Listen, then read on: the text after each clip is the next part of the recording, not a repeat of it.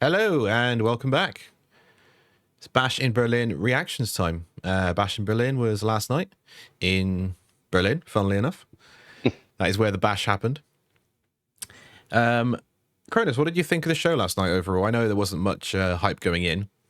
Seemed a pretty, what you call a B-level pay-per-view. But what did you think given what we were given? I'd say definitely B level is right. It was short and sweet. Yep. About the length of a Monday Night Raw. Yeah. Which is pretty odd for a PLE, but you know, I'll allow it. Yeah, I thought it was. I thought based on what we were given, I thought everything we were given was at least good. I don't think there were any bad matches. A couple of things that I wish had gone a different way, but you know, that's just us being greedy, I guess. Yeah. So let's just break it down from match to match. So we started with the WWE Undisputed title because Gunther was going to main event. So we had Cody defending against Kevin Owens. Predictable, I thought, in terms of going in. We knew who was going to win. But I thought it was a really good match. Yeah, really decent. But that's what you expect from them, really. Especially Kevin. Yep. Can have a good match with anyone. Yeah, and I think Cody's title reign, there's been a lot of debate on Cody's title reign, whether it's been good or not. I think match-wise, it's been very good. It's just probably lacking that, that kind of hook thing that grabs you for a long period of time. Personally starting to tire of it a bit because it's very samey. Yeah, just kind of. He's like a one-trick pony. You know, America, family values. What do you want to talk about? All right, mate. Come on, try something different. Oh, I know. Babyface title runs in general, I just find difficult because there's not much you can do with them, is there? No, like I said during the match, it's Cena 2.0 almost. Yeah, obviously with more than 5 moves, but yeah, and there's not fans chanting that they hate him just yet. Not yet. But yeah, I mean, yeah, Cody's a good wrestler. KO's a good wrestler, and it's annoying because Cody is a good storyteller. He's just not been given much to really do at the moment. But I feel like we're waiting for that Randy Orton feud to kick off. Yeah. But apparently we're getting Solo Sikoa again next. But yay.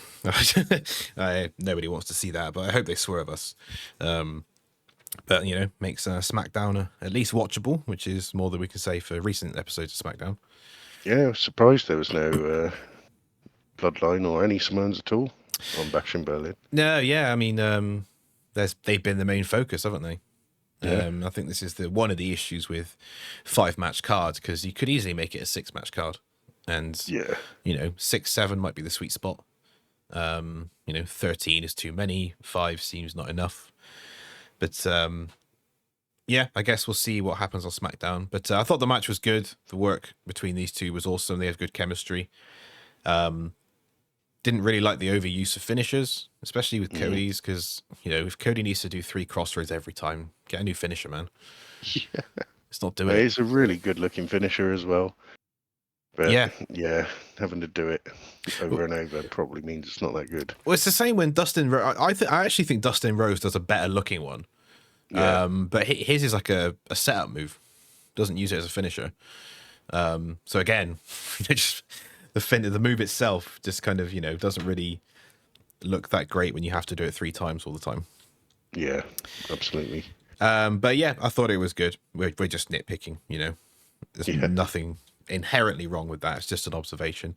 But Cody retained, and everyone was wondering whether KO would turn heel. He didn't. They shook hands, had a hug. I wonder if we don't get the KO heel turn at all, and it's just the Randy heel turn with Kevin kind of stuck in the middle. Possibly, yeah. I don't see them both turning heel. And I hope Randy turns heel, because that's the feud that I think is going to elevate Cody's title reign to the next level. So see what happens with Kevin Owens.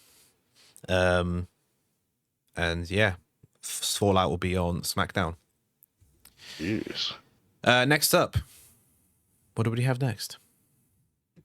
Is it the what actually came next? Was it the women's tag titles, or was it? I think it was, yeah. Yeah, women's tag titles. This was a good match, actually. I thought this was really good.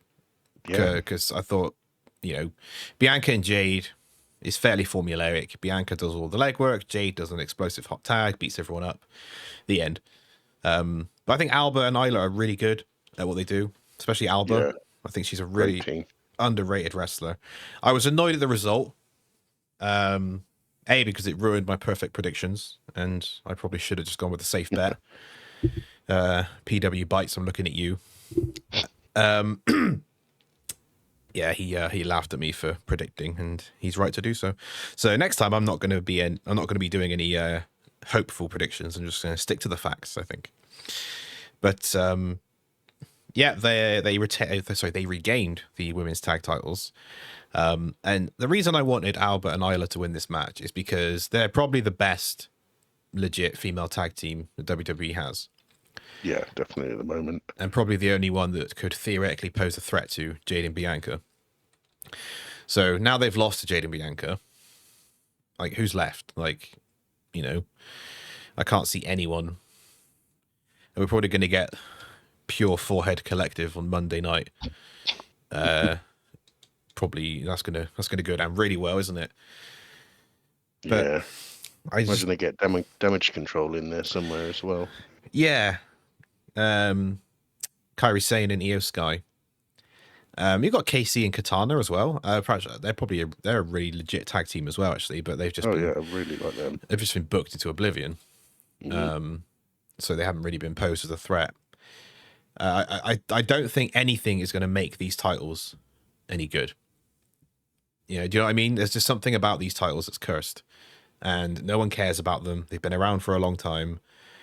You know, somebody said on Twitter last night, "Oh, Albert and Isla's title reign was forgettable."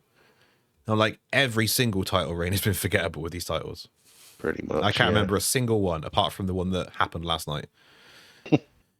So, you know, I would rather than just get rid of these titles and bring in women's mid card, because there's more value in women's solo wrestling at the moment. Yeah. And there's so many women that are not going to be at main event level, but are still kind of really good, that could carry a mid card title, like Michin or someone like that. So I think there's more value in a mid card title. Yeah, totally agree. But yeah, I enjoyed this. You enjoyed this match? Yeah, it was really good. It got a lot more time than I thought it would, which was pretty decent, giving them, you know, both that time to actually showcase, and showcase they did. Yeah, it was enjoyable watch despite the result. But yeah, Bianca and Jade regain.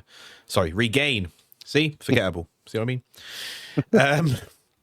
Next up, we had Charles Montgomery Punk versus Drew McIntyre in a strap match. The match stipulation here wasn't as cringe as I thought it would be, even though it was a bit of an eyesore. I'm still not a fan of the whole tap the corners. I did think the turnbuckle lights were a bit much. Yeah, it's something I've seen before in the last one, but they haven't had a strap match in, was it 2 years ago, the last one? That had Drew in it as well. That was rubbish. I thought this was good. I thought this was better than the SummerSlam match. Yeah. Felt more personal, felt more physical. And you could see that elevation in the feud in this match, kind of going one step further than last time. Yeah. Yeah, really enjoyed it. CM Punk got the win, and I like the fact that he took the time before touching the last turnbuckle just to keep doing his finisher. Like, he's like in 2K, he stored all his finishers, and Drew's got no stamina left, and he's just spamming finishers on him. Classic. Just completely laid him out. It looked awesome. And he got the briefcase. He got the briefcase bracelet. He did. He did get the bracelet. So Drew pulled the bracelet out of his underwear, so it's covered in his ball sweat. And then CM Punk took it off and kissed it. So there is that. I hope they reference that. I hope Drew references that on Monday Night Raw. Oh, please. That would be so funny. That'd be great. How does my balls taste, Punk? Something. How are them balls? Obviously, that's not a Scottish accent, but No. but no. But no, I think the feud's going in the right direction. We're going to get probably a Hell in a Cell match at Bad Blood, and you know, it's a perfect thing for them. They're both great sellers. So I'm excited. Yeah, up for it. Do you know who? Stuff should be good. Do you know who else is a great seller? Who's that? A.I. Jeff. He's going to sell some products for us. Oh, he's back again. He's back again. So A.I. Jeff, after his controversial last product that apparently sold really well, I'm still yet to confirm this. Oh yeah. Just taking Joe Jeff's word for it at this point. So he's back with another product, and I'll hand it over to Jeff, who can take it away for us. Hello again, wrestling fans. It's me, A.I. Jeff, coming at you with another fantastic product. Are you tired of mundane tasks? Bored with everyday life? Need a little more chaos in your existence? Look no further. The Suplexinator 3000 is here to revolutionize your reality in ways you never thought possible. Hey, are you the guy that sold me that invisible umbrella? You ruined my life. Pipe down, dickhead. I'm trying to run a business here. Anyway, check out these awesome features. Quantum suplex technology. Our engineers accidentally stumbled upon a wormhole while binge-watching old wrestling matches. Now, the Suplexinator 3000 can suplex you into alternate dimensions. Just press the suplex button and prepare for a wild ride through space-time. Maybe you can shave Prince Albert's back, or you can steal Al Snow's head. Infinite folding chair generator. Ever find yourself at a party with too few chairs? Of course you don't. You don't have any friends. But fear not. The Suplexinator 3000 generates an infinite supply of folding chairs. Use them as stepping stones, or just use them to beat the shit out of your neighbors. It's legal, I promise. Random catchphrase generator. Need to impress your fake boss during a meeting, or your imaginary girlfriend on a date. The Suplexinator 3000 spits out wrestling catchphrases at lightning speed. It's time to take this project to the top rope, or I smell what our sexual tension is cooking. Spandex dispenser. As I'm sure you are aware, life is better in stretchy pants. The Suplexinator 3000 provides a fresh pair of neon spandex leggings every hour, perfect for everyday life, especially for lazy assholes who never leave the house. Now, let's hear from some of our most satisfied customers. Oh God. I don't know what the hell this thing is, but I pressed the suplex button and my house caught on fire. I now live in a van. That's not I bought the Suplexinator 3000 to try and catch the invisible umbrella that was tormenting my family, but it joined in. We now hide in the attic, terrified to come down. I bought this for my boss, and it sprayed him with orange Fanta. Everyone laughed, but he fired me. Now, I live with my parents again. Call 1-800-SUPLEX-ME now. Operators are standing by, not knowing what they're doing. Just give them your money. Act fast, because supplies are limited. Mostly because we're not sure what we're supplying. We accept all mom's credit cards. Disclaimer. The Suplexinator 3000 MOY cause existential confusion, sudden bursts of orange Fanta, and an inexplicable urge to body slam your neighbors. Side effects include job loss and family torment. But it's great. You won't be disappointed. Oh God. Good grief. It's another home run for A.I. Jeff. Better get me one of those. Yes, get your Suplexinator now. I've got mine already. Hasn't set my house on fire yet, but we can wait and see. Thanks, Jeff. Anyway, where were we? That was match 3 out of 5. Mixed tag. Mixed tag. Yeah, this was fun. Yeah. Rhea and Priest are just so over, aren't they, in general? I know this was a international crowd, but just in general, they're just incredibly over. Yeah, definitely. The Judgment Day work that they put in. Yep. Paying dividends. Yeah, coming home to roost now, and it's nice because they kind of had the same trajectory, didn't they? They were both doing not a lot. Both joined the Judgment Day, and woo, here we are. Terror Twins pick up the win. Rhea pins Liv. So, I guess Rhea versus Liv, bad blood. Probable. Stipulation, maybe. Yeah, probably only want to see one Hell in a Cell match, but no need. Maybe like a last man standing would be good. I haven't had one of those for a while, especially for the women. Yeah, something that'd be cool. But yeah, this was good. We had the predictable Judgment Day interference. They look like jobbers. They keep losing this kind of 5-on-2 feud, so they don't look great. But I don't think Judgment Day is going to exist after Bad Blood, if I'm being honest. Yeah, I don't know why I picked Dom and Liv. I was thinking Judgment Day would get involved, but I didn't think they'd be so flaccid. Yeah, flaccid. Yes, definitely the word I'd use. But yeah, it was a good fun match. Lots of great work here from Priest. Everyone really very involved. Liv hit an amazing crucifix bomb, which looked awesome. Yeah. Dom just seems to get more confident, get better and better. And we're teasing that Rhea finally getting her hands on Dom, delivering a riptide to him. So that's going to be a huge moment. And we'll probably get Priest and Balor at Bad Blood as well. Bad Blood's looking really good. Like Bad Blood feels like where every feud just culminates. So every match is going to have loads of heat. Every match is going to mean something. Probably going to get a few stipulations in there. It's going to be violent. Looking forward to it. Apart from Cody Solo, but yeah. Yeah, apart from Cody Solo, yeah. Every pay-per-view has a dud match. Even WrestleMania 17, you know, like gimmick battle royal. Wasn't great. Wasn't great. Yeah, it was great actually. Main event time. Gunther versus Randy Orton. This got I saw lots of mixed reactions to this match because it was an old school match, wasn't it? Quite, yeah. Pacing wise, it wasn't your Meltzer 5-star classic, that's for sure. But I enjoyed it for what it was. I thought it was well done. 34 minutes this went, apparently. Yeah. 34 minutes. It didn't feel like 34 minutes to me. It felt like 20. But I understand where people thought it was boring. People thought it was slow. But I think with the two people in there, if that's what they were aiming for, I think they did it very well. I don't think they were trying to have a fast-paced match and failed. Yeah. But I can understand how it's not for everyone.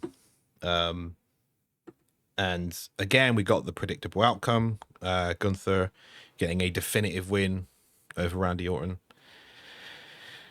And yeah, not really much more I can say, really. I enjoyed it for what it was. What do you think, Kronus? What are your thoughts on this one? Yeah, decent match. Was as expected. Maybe didn't expect Orton to get so much offense in, but I think there was a kick out from an RKO, which is pretty good. Yeah. Don't see that many of those, so I think Gunther getting that spot was probably the right idea. Yeah, looks really strong. Yeah. Exactly what you wanted. Yeah, Randy's the experienced one, so it's like a experience versus I say new blood. Gunther's in his late 30s, but you know what I mean, the kind of from a television to the system. Yeah, from a television point of view. But yeah, we knew Gunther was retaining. He got the sleeper hold on. It took him a few attempts, which I liked because, you know, Randy being the experienced one, he's been there before. He knows how to survive and get out of situations like this. So Gunther having to be a bit persistent, I liked. Gunther selling the arm injury, which was good. Kind of gave him a reason that he couldn't go all out with his chops and his holds and his power bombs, etc. Having to use his left arm. And we'll see where Gunther goes from here. Do we think Gunther even competes at Bad Blood? I don't know. There's a big ice. Hope so. Yeah, I'd like it. There's a big Intercontinental title tournament going on at the moment, which is kind of got like 12 members of the roster in it. Yeah. And, you know, if anyone loses in that tournament, I don't want to see them challenge Gunther. You know what I mean? Yeah. So we'll see what they do. Monday Night Raw is tomorrow at time of recording. But yeah, that was Bash in Berlin. Nice and quick. Yeah. Short and sweet. Yeah, Monday Night Raw's coming up. We are going to be back with some women's wrestling news. It's more of a what is the state of women's wrestling at the moment. Yeah. So we're going to talk about that. And that is going to be it from us, guys. So we will see you on the next video. Yeah. See you soon. See you later. Bye.